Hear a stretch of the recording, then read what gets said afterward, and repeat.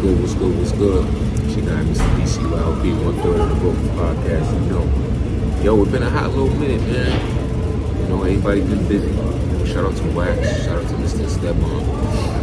So I wanna talk about what's been driving the world crazy, the underground hip hop world crazy for like the past couple of months, man. And I know y'all feel me on this. Yo, that Link Stole Guy album. Yo, that Link Stole Guy album had everybody in a frenzy back in January. Word. Alright, so back in January, what was supposed to be Stole Guy's sophomore album apparently leaked. The title of it was If These Kitchen Walls Could Talk. Alright, linked online. I called it on YouTube at the time. And I want to tell you, I'm going to keep it funky, yo. It was only 8 tracks on that joint. I was pleased. Dead ass. I was pleased. I feel like if this was going to be his sophomore album, yo, I was fine with that. And I was kind of tight when they took it down. As fast as it came up, you know, it went down just that quick as well. It had 8 tracks on it. The first track on the project was called Warm Moon. The second track was called Club Motivation. The third track was I Swear. The fourth was Jesus Smile. The fifth was Cocaine on My Sweatshirt, which features Pearl Sweatshirt. The sixth one was titled Kudo.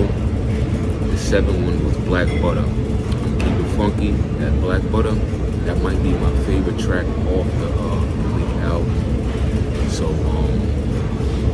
yeah, that joint was tough. If you have any access, I don't even know if you can find this album anymore, because, you know, people still going into like frenzies searching for this shit. But last but not least, the eighth song on the project was called White Gold. Typical Stole Guy. A whole lot of drug talk, cocaine talk, and from what he was saying, he sat down with the outlet called Substack.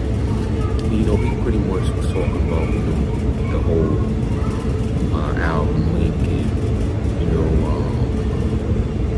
was it real, or you know, was that going to be, you know, his actual sophomore album?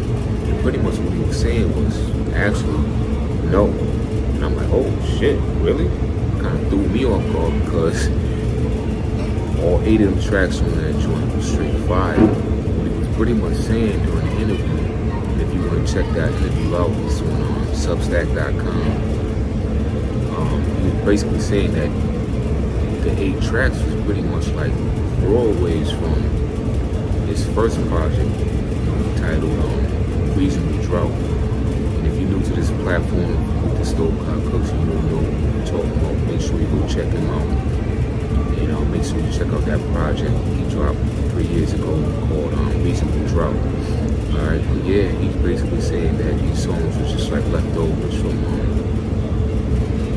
that first project. Yo, Rock Marcy, hats off to Rock Marcy, man. He basically, yo, he killed these tracks, man. He killed these tracks. These could have easily fit on Reasonable Drought as well, to me, I think, personally. Alright, and that would have made that album that much more, you know, a cult classic.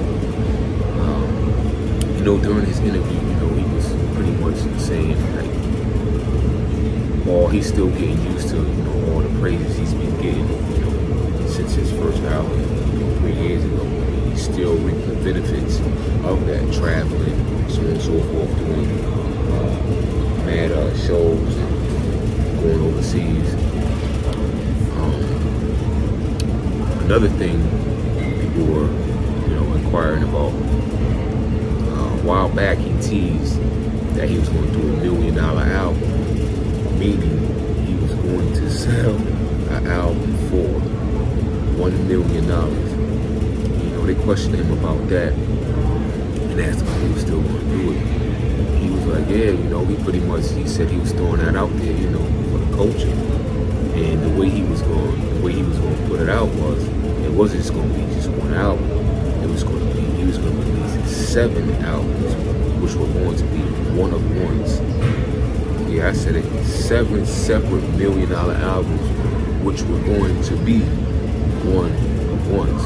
So if he's still planning on doing that, man, if you got $1 million, you might want to, you know, cop one of them joints. I don't got $1 million. All right, so you know that ain't happening. You know, this the Brokest podcast. You know, broke as hell. All right, but yeah, he confirmed that, you know, that could potentially still be in the works, as well as his album titled "Stole Jesus." Yo, Stole God is that dude, man. That dude, he been getting a whole lot of love in the streets, and everybody's just waiting for this album. You know what I'm saying? He also revealed that when his actual sophomore album does drop in May, yes, I said this upcoming May, it's going to be titled SCMIC. He didn't elaborate on what those letters or initials stand for, but that's going to be the title of his sophomore album. And yo, I can't wait. A lot of his fans can't wait. And if you Google him, or you go on YouTube and you look at the comments, everybody's pretty much saying the same thing, man. Like, they waiting for that shit. They waiting for it. They calling this one a link joint. They calling this one a classic already. So that's to tell you right then and there, you know, we out here fiending for this joint stove. You know what I'm saying? Now, if they calling this a classic and the first one a classic, that would basically be 2 classics underneath homie's belt already in his young rap career. Now, a while back, Westside had sat down with Rap Radar, and he was basically saying that they was asking him about, you know, when Stove was going to drop his sophomore album, and he was pretty much saying that, you know, he was the reason for the holdup. Now, Stove got touched on that. He said, you know, he got a full clip ready to go, and that around the time when he was working with Westside on Awesome God and Pray for Paris, you know, he could have dropped right then and there, but you know, it was just so locked in creating Westside projects, and he said nothing against, you know, the projects he was working on with Westside, but you know, he just pretty much put his joint on the back burner because he was just so in love with what he was doing at the time with Westside that, you know, he pretty much was just like, yo, whatever, on my sophomore project, you know, that shit had just dropped when it dropped. Like, we gotta put this Westside shit out for the culture. So, you know, he respect the game, respect the culture, and just giving a lot of credit to Westside as far as being, you know, a dope ass curator, you know, when it comes to this, you know, this underground rap music and so on and so forth. So we'll see. But one thing I can say though is, you know, even though Westside is that dude as well, I definitely want his second project to be strictly produced via Rock Marcy. That's just how I feel. I feel like the second sophomore album should be solely produced by Rock Marcy. Nobody else's input. It should be all Rock Marcy. And I don't know if that's gonna happen, but you know, whatever comes out, I'm sure it's gonna be hard because Stove God, you know, Stove God, you know, he's in his own lane right now. And, you know, people might say, you know, oh, how long do you think you can keep up with this, you know, all this, you know, drug talk and so on and so forth? That's just to me, that's just, you know, pure stupidity, considering all the other MCs out there that pretty much base their whole career off of that, you know, drug talk. You know what I'm saying? Pusha T being one of them, you know what I'm saying? That's all he talk about. But the way Stove do it, totally different, yo. Totally different. Yeah, so he said a lot in that Substack interview. Make sure y'all check that joint out. You project, Reasonable Drought, you know, the influence that Hope had on him, and all the praises, you know, that, you know, Rock Nation was giving him, you know, after the project came out, and they really, you know, indulged in it, and actually sat down and listened to it, and he was on some shit like, yo, I told y'all this was this heat. This was this heat. Even Busta, even when it came to, you know what I'm saying, when he was rocking with Busta, he was like, yo, as soon as I put this out, you know, it might take off slow, but when it catch like-minded minds and true fans gonna be locked in, and I'm gonna have them. I got them. And that's pretty much what happened, man. You know, he predicted this whole thing. You know what I'm saying? And hats off to him, man. You know, he get all the praises, man. Word.